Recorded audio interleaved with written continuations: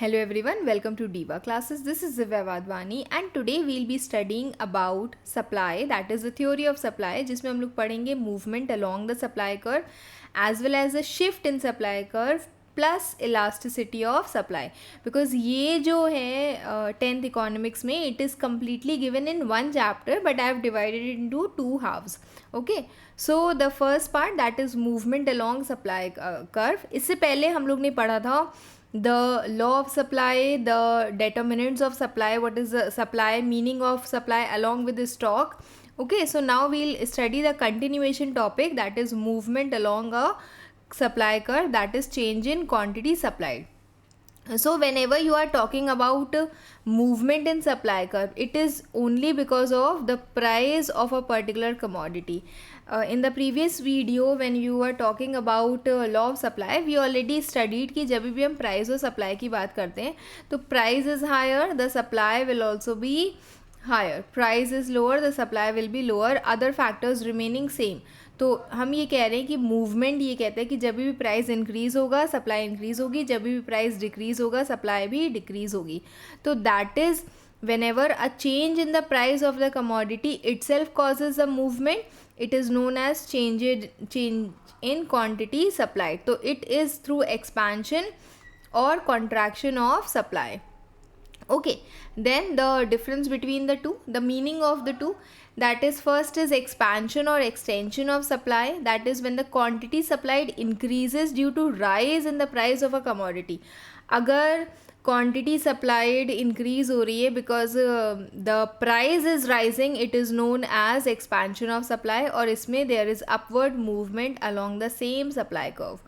Okay, and when you are talking about the contraction of supply, that is the supply decreases, the quantity supplied falls because there is a fall in the price of the commodity.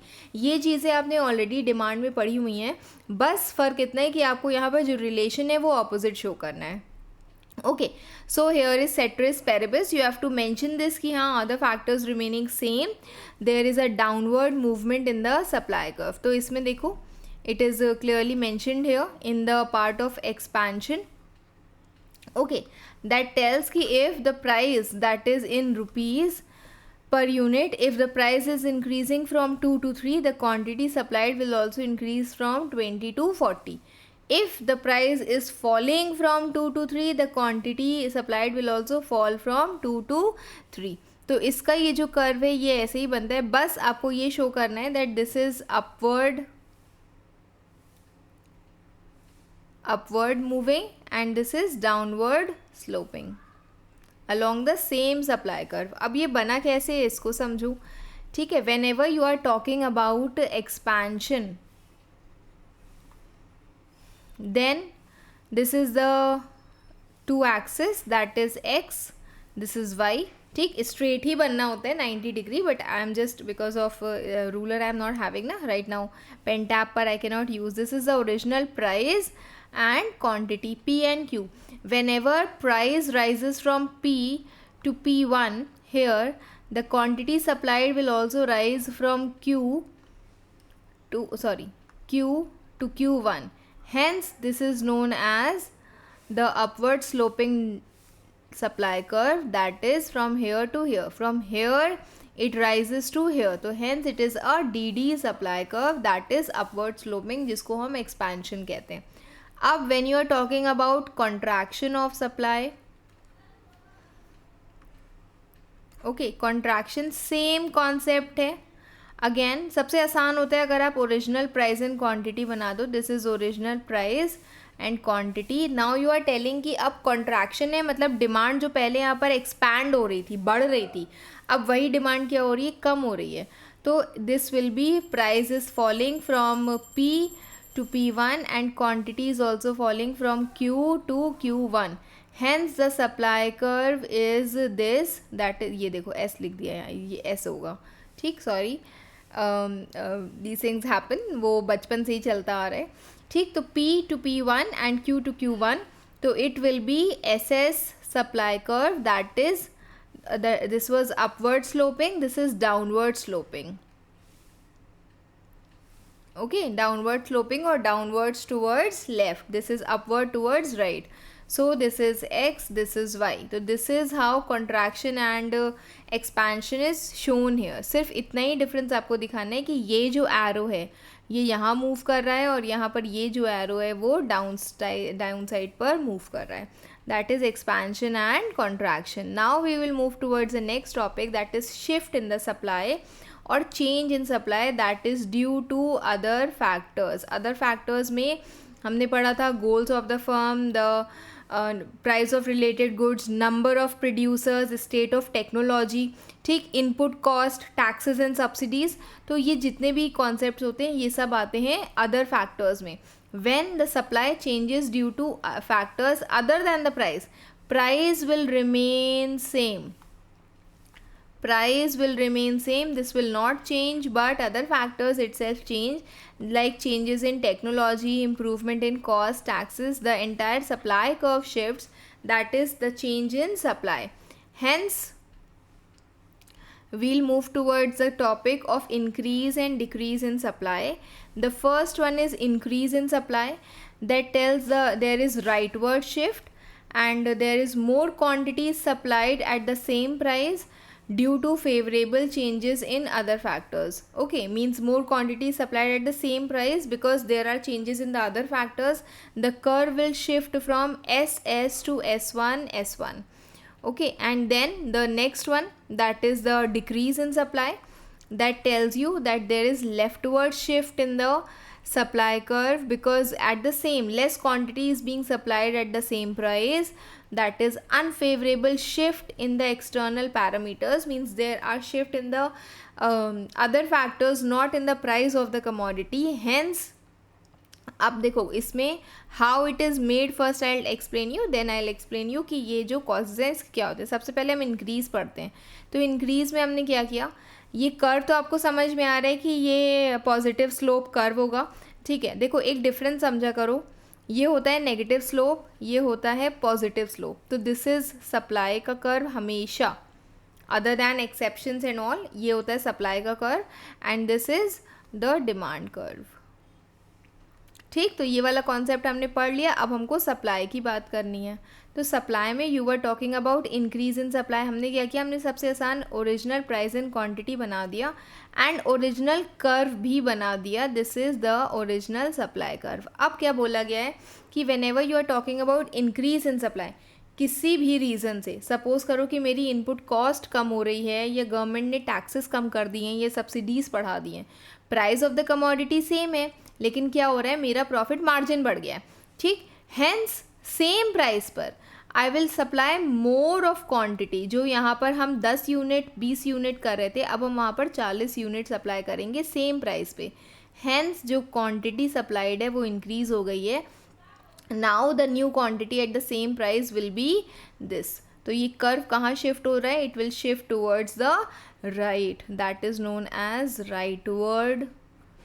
rightward shift.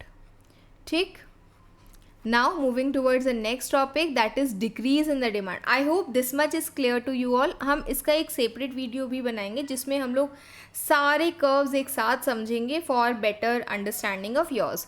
Okay, now we will move towards the, अब इसके causes समझ लो, increase क्यों होता है या क्यों जो curve है वो इधर शिफ्ट होता है rightward. There is improvement in the production technology, hence जो कॉस्ट है उससे क्या हो जाएगी, कॉस्ट कम हो जाएगी, प्रॉफिट जो है वो इंक्रीज हो जाएगा. Again I will say price is same, price is not changing.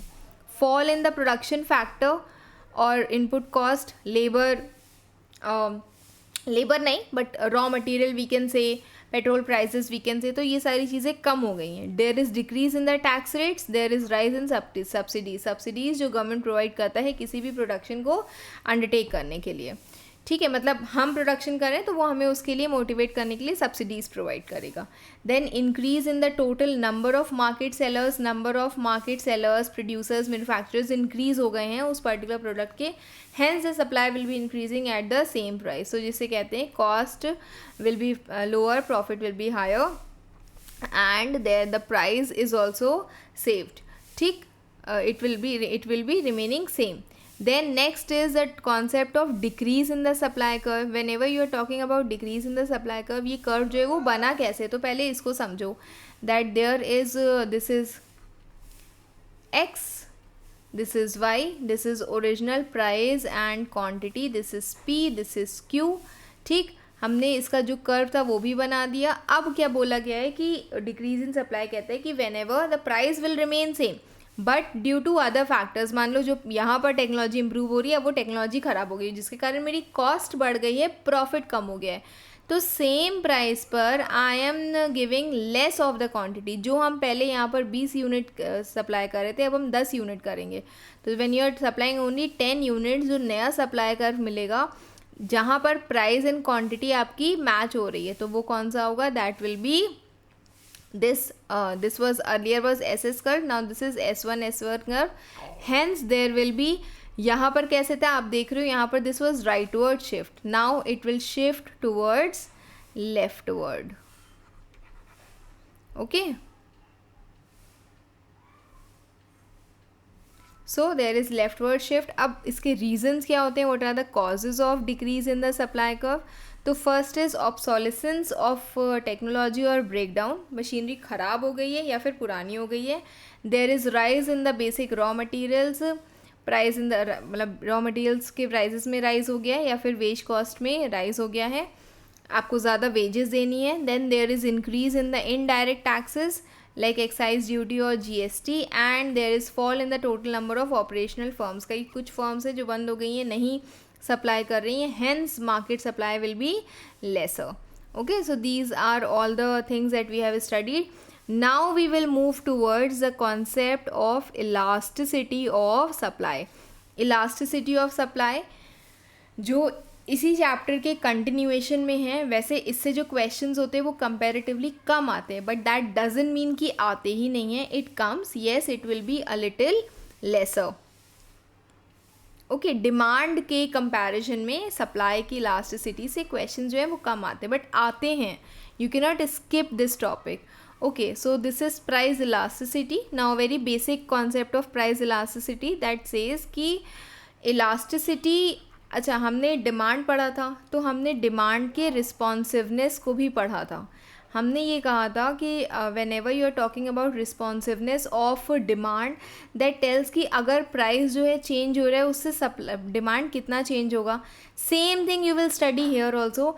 अगर प्राइस के इंक्रीज़ होने से सप्लाई इंक्रीज़ हो रहा है या प्राइस के डिक्रीज़ होने से सप्लाई डिक्रीज़ हो रहा है, प्राइस के डिक्रीज़ होने से सप्लाई डिक्रीज़ हो रहा है, मतलब कितना हो रहा है, ज़्यादा हो रहा है, थोड़ा हो रहा है, नहीं हो रहा है.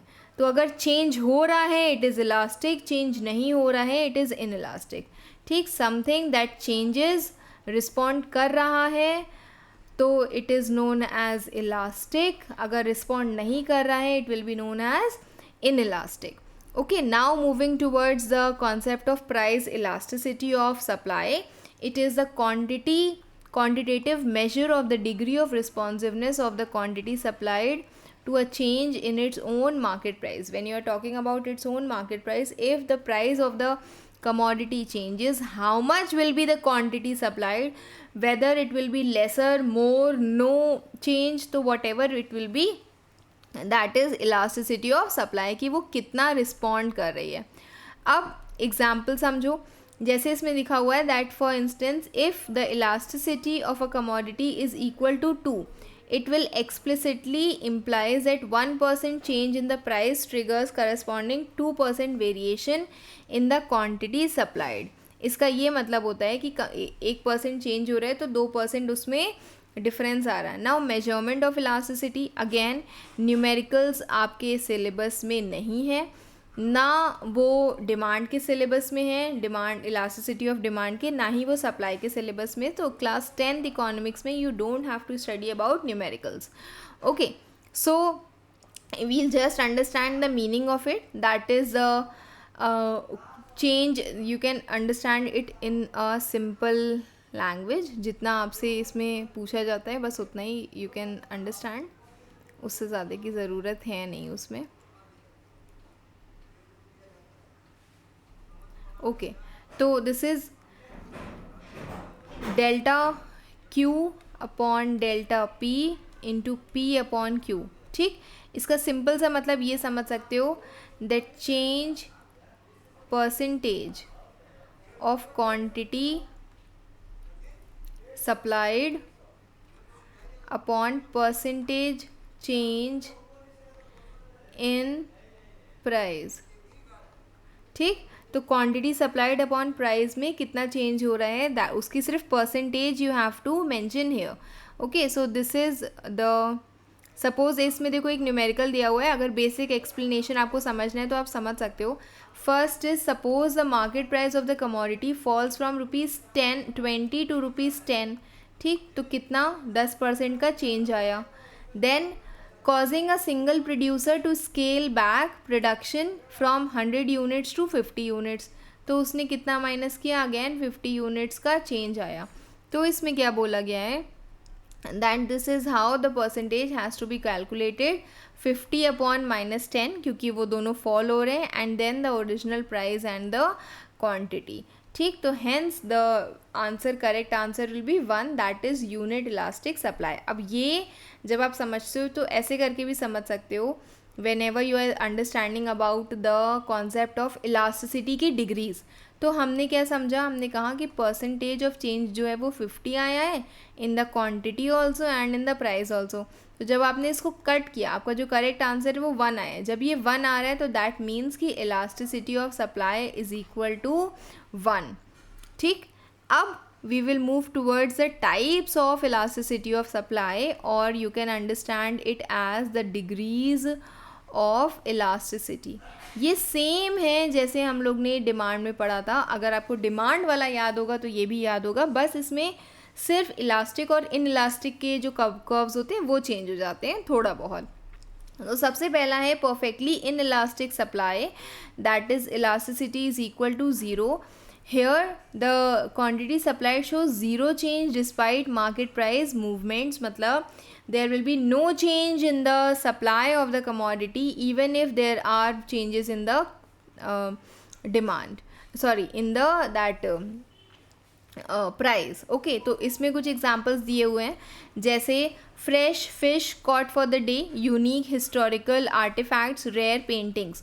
ऑब्वियसली इनकी supply you can not change at all, even if bidding में जो इनका प्राइस है वो बहुत ज़्यादा हाई हो जाए तभी भी आप उनकी सप्लाई को चेंज नहीं कर सकते हो। तो hence whether if you are making this curve, हम इसको इसीलिए बना के दिखा देते हैं so that you are able to understand कि प्राइस ये बनता कैसे। ठीक, X Y, this is original price and this is original quantity. अब क्या बोला गया कि भले ही प्राइस ऑफ दिस कमोडिटी ये कम हो जाए, भले ही प्राइस ऑफ द कमोडिटी जो है वो ज़्यादा हो जाए, the supply of that particular commodity will always remain the same. ठीक, तो ये जो सप्लाई है इसकी, जो यहाँ पर क्यू पर फिक्स्ड है, that will always remain the same, hence it is parallel to Y axis. ये वाई एक्सिस है तो it is always parallel to Y axis, that is a straight line.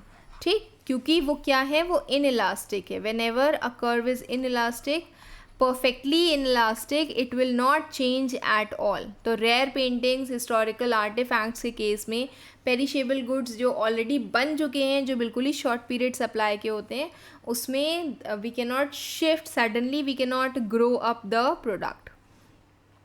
Okay, next is perfectly elastic supply. अब in elastic था जिसमें change बिल्कुल नहीं था, और इसमें क्या है कि इसमें देयर इज मेजर चेंज। ठीक, there is major change when a minute price shift triggers an infinite change in the quantity supplied, hence it is known as perfectly elastic supply।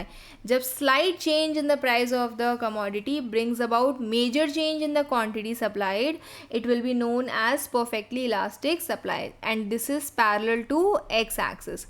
suppose pure this is again very मतलब theoretical part है ये समझो कि कोई homogeneous commodity है where even a fraction price increase causes suppliers to release unlimited supply. तो ये कौन सा है, ये भी this is one of the rarest conditions जो यूजुअल मार्केट में नहीं पाई जाती है। ओके, तो व्हाट इज टोल्ड हियर कि सपोज अब चाहे दिस वाज द प्राइस, ठीक, सपोज जो प्राइस है वो थोड़ा सा लिटिल बिट भी फॉल हो रहा है फ्रॉम हेयर टू हेयर, तो द क्वांटिटी है दिस विल मे बी, वो पहले जो क्वांटिटी थी वो यहाँ पर थी, अब जस्ट बिकॉज की प्राइस जो है we are making it increase from here till here, ठीक।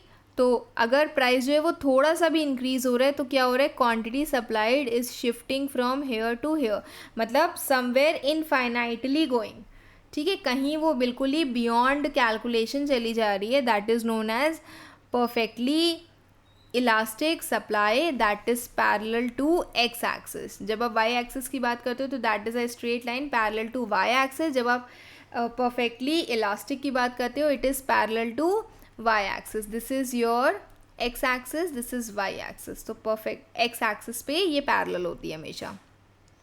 okay, now next is relatively elastic supply curve। अब जब आप relatively elastic supply की बात करते हो तो the percentage change in quantity supplied is exceeds the percentage change in the price। अच्छा, few things I missed here। elasticity of supply is equal to infinity here, ठीक, and the second one, the first one, elasticity of supply is equal to 0।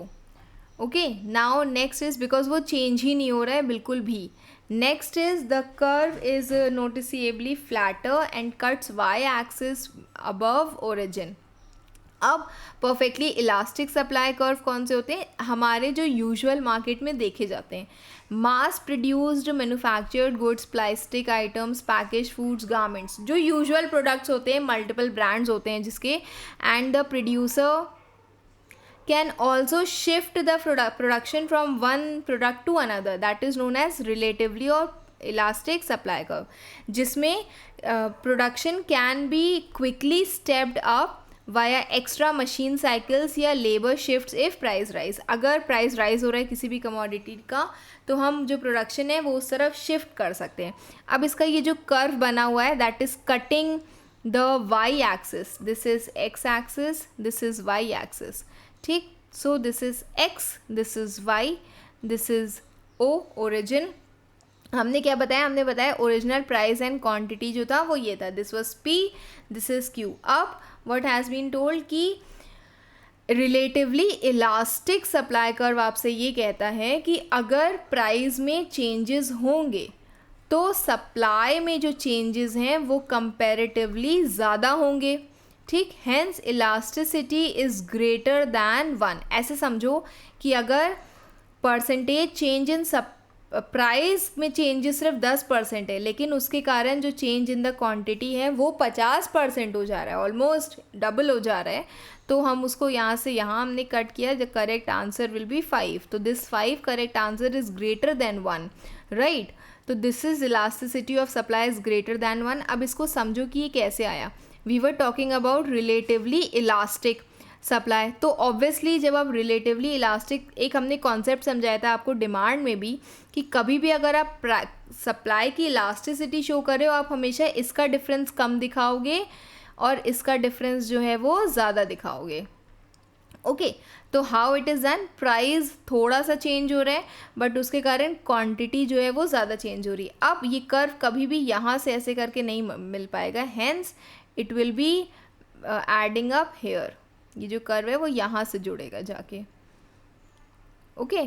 तो it is known as the curve that is relatively flatter in nature and it cuts और intercepts the Y axis. हम इसको आम भाषा में बोलते हैं that it intercepts Y axis, okay. And reason behind is कि देख रहे हो प्राइस में जो डिफरेंस है वो कम है बट क्वांटिटी सप्लाइड में जो डिफरेंस है वो ज़्यादा है, hence this is known as, hence here elasticity is greater than 1, okay. Next topic in this is relatively inelastic supply. Inelastic supply जैसे एग्रीकल्चरल गुड्स हो गया, वीट, पैडी, वेजिटेबल्स हो गया, जिसको हम प्रोडक्शन को अचानक से ग्रो नहीं कर सकते हैं. अचानक से we can not grow a lot of tomatoes, potatoes, wheat, cereals. हम अचानक से इन अ डे नहीं हम ग्रो कर सकते हैं. Hence the supply of such products is relatively inelastic. Okay, then when the percentage change in the quantity supplied is lower than the percentage change in its price, it is known as relatively inelastic supply. यहाँ पर the curve is visibly steeper and it cuts x axis. जैसे वो y axis को intercept कर रहा था, अब ये x axis को intercept करेगा. ठीक है, you can see it here. This is your x axis, this is y, this is price, labeling is required and this is quantity. Okay, so अब इसको हम यहाँ पर बना के दिखाते हैं. This is your curve, that is x axis, this is y axis, this is original price and quantity. Whenever you are talking about inelastic supply curve, आपको ये पता होगा कि इन इलास्टिक में ये बहुत कम डिफरेंस होगा, ये डिफरेंस ज़्यादा शो करोगे because percentage change in price is more. Okay, तो percentage change is price in more and percentage change in quantity supplied is less. तो अब ये जो कर्व है ये यहाँ से नहीं जाएगा, ये जो कर्व है वो यहाँ से जाएगा. Hence the curve will be made like this which intercepts the x axis and this is price P to P1. अब इसका कैलकुलेशन समझो कैसे ये आता है कि अगर हम कहते हैं कि इलास्टिसिटी जो है दैट इज़ लेसर दैन 1, मतलब वो 1 से कम है, तो वो किस सेंस में हम कहते हैं उसे कि सपोज करो कि जो चेंज इन द क्वांटिटी थी, फॉर्मूला तो मैंने समझा ना कि delta Q upon delta P means price upon quantity, percentage change you are talking about, percentage change of both percentage quantity and the price. तो सपोज करो कि यहाँ पर जो परसेंटेज चेंज है वो सिर्फ 10% है, यहाँ पर जो परसेंटेज चेंज है वो 5 दैट इज़ ये है. तो जो इसका आंसर रहेगा that would be hardly 0.2%.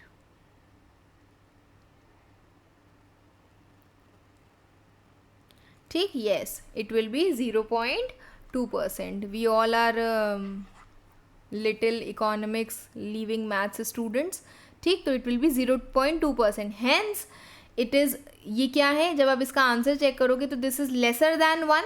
Hence the price elasticity is less than 1. Okay, moving towards the next topic, that is the unitary elastic supply curve. Whenever the proportional change in the quantity supplied matches the proportional change in the price perfectly, it is known as supply curve, that is unitary elastic. मतलब change in the quantity is 50, the change in the price is also 50.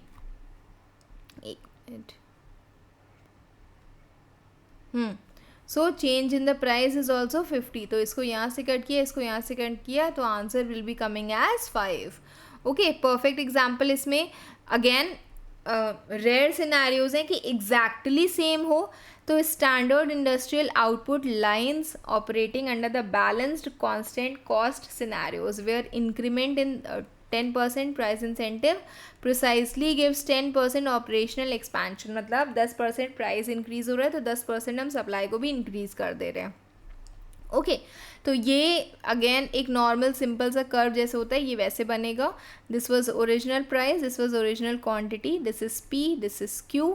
The price is increasing from P to P1, the quantity is also increasing from Q to Q1. This is 50%, this is also 50%.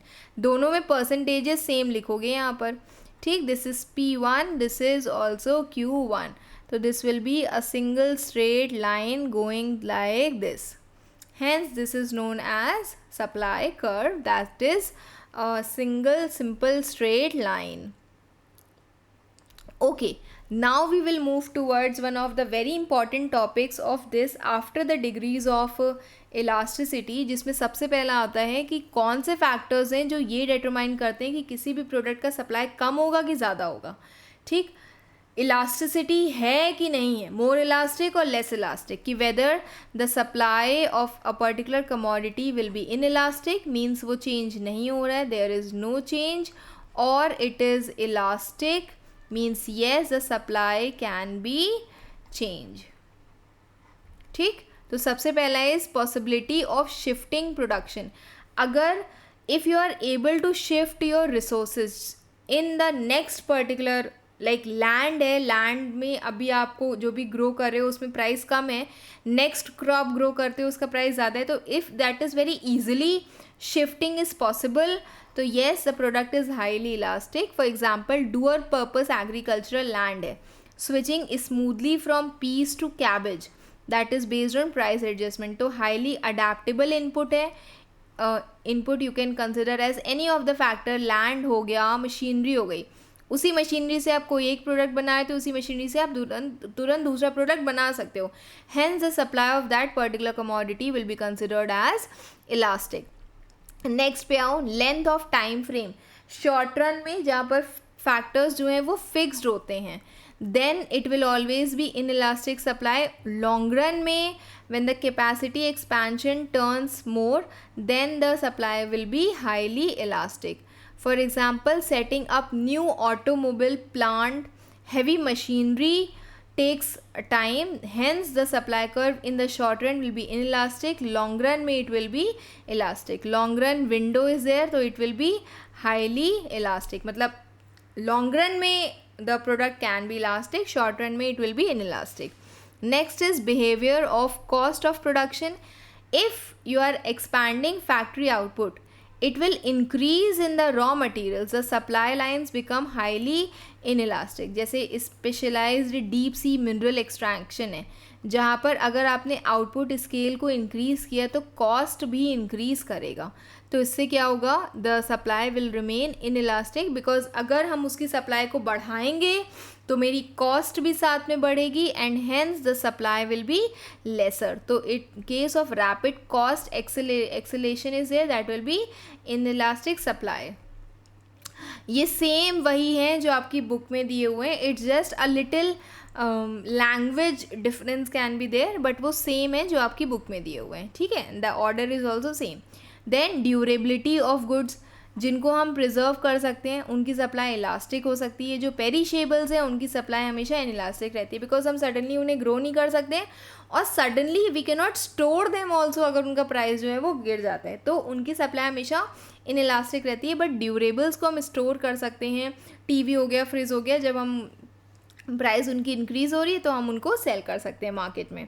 Then iron rods हो गया, textile हो गया, plastics हो गया, they can be safely hoarded, hence the supply is elastic. Fresh dairy products can not be hoarded, आप उसको नहीं संभाल के रख सकते बिकॉज वो ख़राब हो जाएगा, hence the supply is elastic. तो ड्यूरेबल गुड्स के केस में द सप्लाई इज इलास्टिक, जो पेरिशेबल होते हैं उनके केस में the supply is in elastic. Next is physical availability of resources or critical resources, means the raw materials are available, then the supply will be elastic. Dependence on rare minerals, advanced specialized semiconductors, localized skilled artisans, they are depending upon inelastic state। मतलब कि अगर resource depletion या scarcity है, किसी चीज़ की अगर resource की कमी है, it is not able to be available very easily, it will be inelastic supply।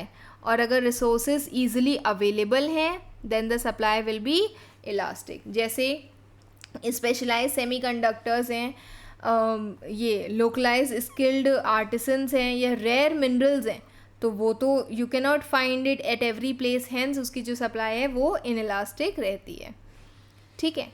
Next topic in this is absolute density of active market producers, मतलब number of producers जो हैं वो increase हो जाते हैं या स्पेसिफिक एरिया में बहुत ज़्यादा होते हैं। High count of active decentralised market suppliers simplifies aggregate scalability raising elasticity, मतलब स्टैंडर्ड प्लास्टिक कंज्यूमर कंटेनर्स हैं, they produced by hundreds of regional injection moulding firms, मतलब हाई सेल, अगर सेल जो मैन्युफैक्चरर्स हैं या प्रोड्यूसर्स हैं वो ज़्यादा हैं तो मार्केट में उस प्रोडक्ट की इलास्टिसिटी ज़्यादा होगी. बिस्किट्स का एग्जांपल ले लो, टूथपेस्ट का एग्जांपल ले लो, भर भर के ब्रांड्स मिले हुए हैं. तो जितना ज़्यादा उस पर्टिकुलर प्रोडक्ट के प्रोड्यूसर्स हैं, higher the producers, higher is the elasticity is also high. ठीक. Next in this is risk taking tendencies कि how much the person is supposed to take the risk. अगर aggressive entrepreneurial growth strategies जो है, मतलब if the person is more risk taking, the supply will be elastic. And if risk averse management है, नहीं risk bearing person नहीं है, तो supply हमेशा इनइलास्टिक रहेगा, क्योंकि वो ज़्यादा सप्लाई करेगा ही नहीं. उसे पता है कि अगर उसका स्टॉक बिका नहीं तो it will be harmful for him also.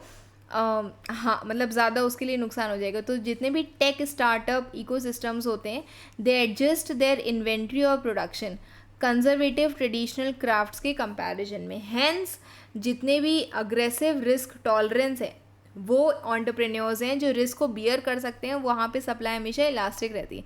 जैसे ही प्राइस में फॉल होता है तो उनकी सप्लाई भी फॉल हो सकती है. बट जो रिस्क को नहीं लेना चाहते हैं, उनकी supply will remain the same. Okay, अब इसी में ही कुछ एग्जांपल्स दिए हुए थे जब आप डिग्रीज ऑफ इलास्टिसिटी पढ़ रहे थे. तो जहाँ पर you are talking about perfectly elastic, inelastic, Mona Lisa painting, historical relics, fresh day catch fish. Relatively inelastic में एग्रीकल्चरल यील्ड्स और रेयर मिनरल्स. यूनिट इलास्टिक में there standard fixed overhead industrial line products. ठीक, जिसमें multiple brands can be there. तो exact होना is very rare case. Then relatively elastic में again readymade garments, processed package foods. Perfectly elastic supply curve, again ये theoretical commodities हैं, मतलब it's not very rare case कि बहुत ही ज़्यादा high demand हो जाए, हाई सप्लाई हो जाए किसी भी प्रोडक्ट की. तो this is a perfectly elastic. Elastic is usually a theoretical concept. Okay, so I hope this much is clear to you all. Next we'll study the next chapter. Till then, the next chapter, that is market. Till then, keep preparing. Best wishes. Thank you.